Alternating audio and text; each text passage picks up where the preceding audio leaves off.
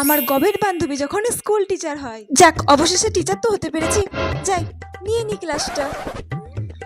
Good morning class. Good morning good morning good morning good morning. সবাই বসো বসো বসো। আচ্ছা, প্রথমে তোমাদের রোল কলটা করে নি। Pakhi Sarkar, yes ma'am. Riya Mondal, present ma'am. Puja Das. Yes ma'am. প্রথমে কোন ক্লাস নেব, কোথা থেকে শুরু করব, কিছুই তো বুঝতে পারছি না। আচ্ছা, আজ তো আমি তোমাদের প্রথম দিন ক্লাসে এসেছি, তো তোমরাই বলো, তোমরা আজ কি করবে?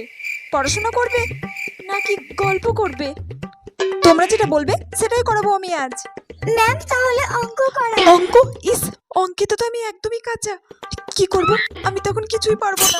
আচ্ছা ঠিক আছে ঠিক আছে, তাহলে আমি তোমাদেরকে আজকে অঙ্কই করাবো। আমি তাহলে প্রথমে তোমাদেরকে কিছু প্রশ্ন করছি। এই তুমি বলো তো, 5 আর 7 কত হয়? তো সোজা ম্যাম, 12 হয়। 12? ইস, ঠিক বললাম না ভুল বললাম, আমি তো কিছুই বুঝতে পারছি না। কি করব, একটু গুনে নি। 7